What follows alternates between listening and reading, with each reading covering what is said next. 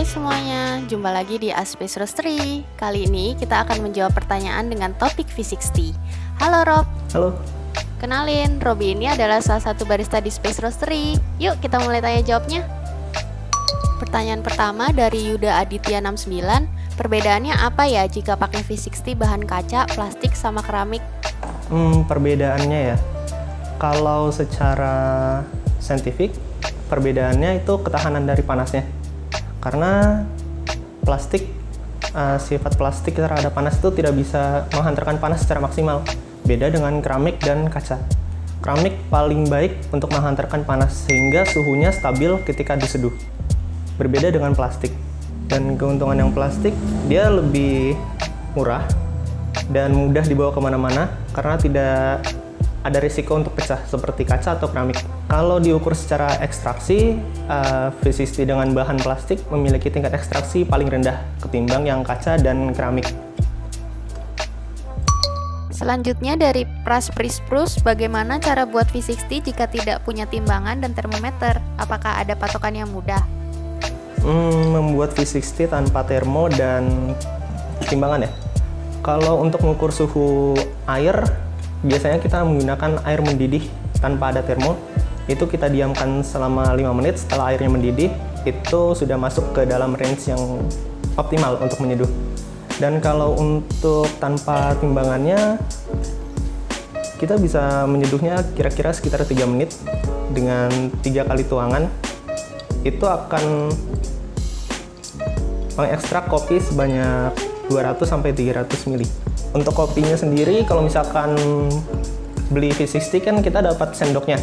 Nah, itu sendoknya ukurannya 12 gram, pukul rata 12 gram, itu sudah cukup untuk satu cangkir atau untuk satu orang. Untuk grind size-nya, kalau menggunakan manual grinder, bisa diukur untuk V60 itu sekasar ukuran garam. Pertanyaan selanjutnya dari Azamul Azhar, rasio yang paling sering dipakai di Space berapa banding berapa Min? Paling ringan berapa? Paling berat berapa? Untuk ukuran paling ringannya kita biasanya pakai 18 dan untuk paling beratnya itu 12, dan itu nanti tergantung bagaimana roastingannya lagi, apakah mau dipakai paling berat atau paling ringannya. Biasanya kalau untuk rasio yang ringan itu kita gunakan untuk kopi yang light roast, dan untuk rasio yang berat atau yang pendek itu kita gunakan untuk kopi yang roastingannya agak gelap. Pertanyaan selanjutnya dari D. Henry W. Berdasarkan metode Tetsu, apa penyebab 40% puring tahap pertama V60 mempengaruhi sweetness dan acidity, lalu 60% puring sisanya mempengaruhi strength? Penjelasan atau logikanya gimana ya? Thank you. Kalau penjelasannya itu sebenarnya kopi pada saat kita mulai tuang, proses ekstraksi paling maksimal atau paling optimal itu terjadi pada awal kita tuang.